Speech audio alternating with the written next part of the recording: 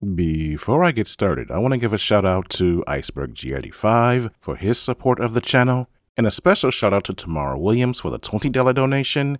Hallelujah! And Daddy Dame for his $25 donation. And if you'd like to support the channel directly, Cash App and PayPal are available. Just be sure to let me know in the For section if it's okay for me to thank you publicly, or else I'll assume you'll want to remain anonymous.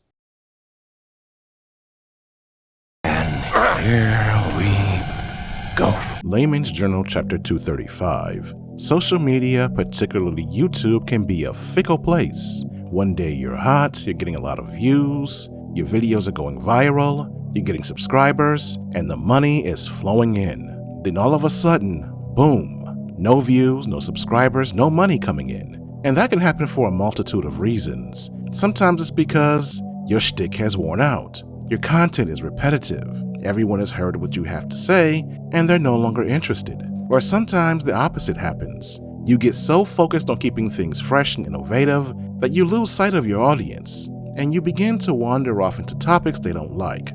And when that happens, I see a lot of content creators wander down the dark path of using gimmicks and trigger marketing to drum up support.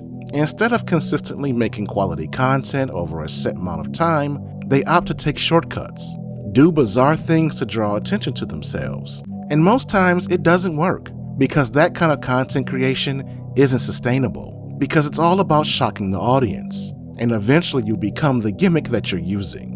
In other words, it's what you're known for, and thus people will no longer be surprised by the dumb things you say or do. And at that point, people simply tune you out. And that is what I believe is currently happening at the MCU. After the major success of the first 3 phases of the franchise, they decided to move in a different direction. Instead of continuing to cater to their base, they fully embraced the woke culture. And if you want to know my definition of woke, please be sure to check out this video. It's some of my best work. But they went from being a franchise focused on making content for their core audience to social activism and making content for people outside of their key demo. And it cost them. Phases 4 and 5 were a disaster.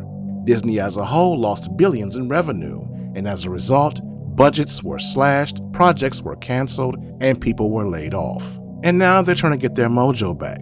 They want to go back to being the cash cow they were 5 years ago. But instead of taking the slow and steady path, they've decided to chase headlines, drum up support by creating controversy. And their recent project, Agatha All Along, is a great example of that. Instead of making a quality show, they relied on gimmicks and shock value, and the results have been subpar. And we're going to talk about it. So, let's get it.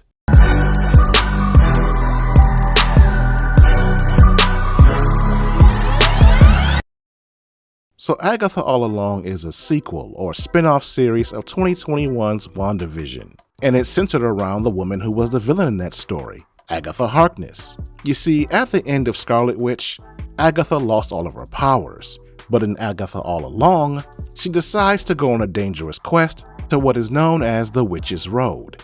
And along the way, she assembles a coven, or travel companions, who venture down the path with her, with each one dying after every episode. And that's the gist of the show. It's nothing special, just a survival story. Now, I watched the first 7 episodes, and I can't say that it was good or bad, it was just boring. I simply didn't care for what was going on, because I've seen shows like this before.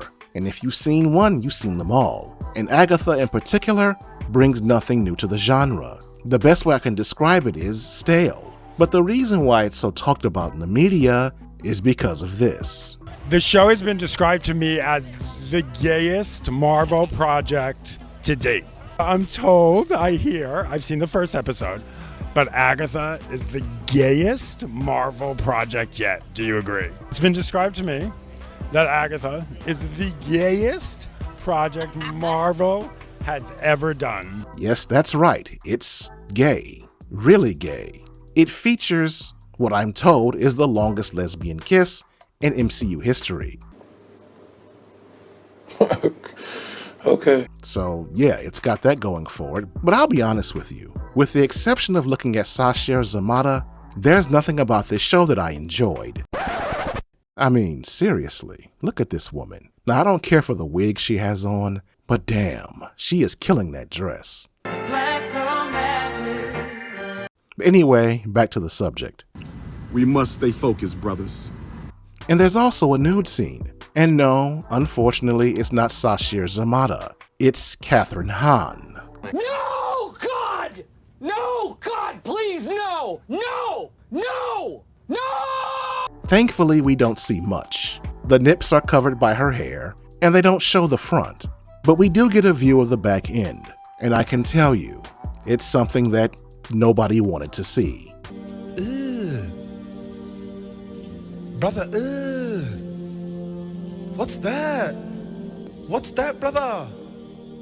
Don't get me wrong, Catherine Hahn is a great actress. She has plenty of range, and I'm sure she's a good person. But ain't nobody checking for that. Seeing her nude was not on anyone's wish list, and that was in the first episode.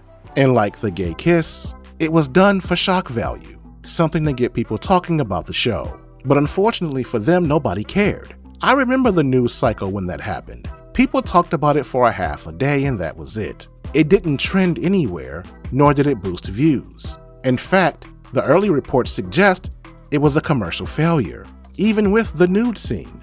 Now, the paid shields and the media outlets went crazy over it, but that's what they're being compensated to do.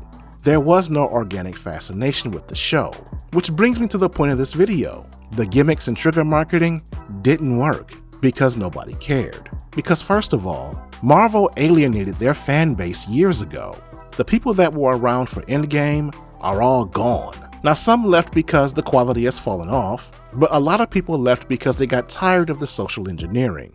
Regardless of their reason, they're gone. Another reason why the trigger marketing didn't work is because the show was about a fringe character. Now, Deadpool and Wolverine were a huge success, but that's because it was done by Ryan Reynolds, someone outside of the MCU ecosystem, and it was based on two mainstream characters. So it was anything but a traditional Marvel project. But when you talk about Agatha Harkness, it was over before it started. They knew no one was interested in the character, that's why they had to rely on the gimmicks. Now, I'm sure as the reports came out, some people tuned in to see what the controversy was about. But the show is so damn boring, so formulaic, that many of them left after they saw it. Because Agatha is your typical MCU project, where their entire motivation for making it is propaganda, not entertainment. Watching that show is like watching those god-awful edutainment programs. You know, those after-school specials you had to watch for homework as a kid because you had to write a report or take a quiz on it the following day. That's the way I felt watching this show. So they drummed up all of this controversy just to deliver something bland. So trust me when I tell you, it isn't worth your time, and it won't do anything to benefit the bottom line of Disney or Disney Plus. But at the end of the day, I'm not bothered by this bullshit. I'm indifferent, because I'm one of those people that bailed years ago. I could care less about what the MCU does. They could do pornography at this point, and it won't matter to me. I saw a lot of great anime this year, all of which were better than anything I've seen come out of the MCU. So I don't need them to fix their problems. I've got my alternative. They had a good run, but it's over. So I'm going to close things right here, but before I go, I want to give a quick announcement. Coming up in a couple of weeks, I'll be releasing my latest project, Speak No Evil, which will stream exclusively on Patreon. But if you have any suggestions for any movies that I should review or break down, let me know in the comments section. But in the meantime, leave a comment, like the video, and share it on your social media platforms. I cannot stress enough how far that goes into helping me grow the channel. And also be sure to check out the rest of the videos in my library, as I'm sure there's something there you'll enjoy. And that's it. That's all I have to say about it. What do you have to say about it? Leave a comment in the comment section and let's have a conversation.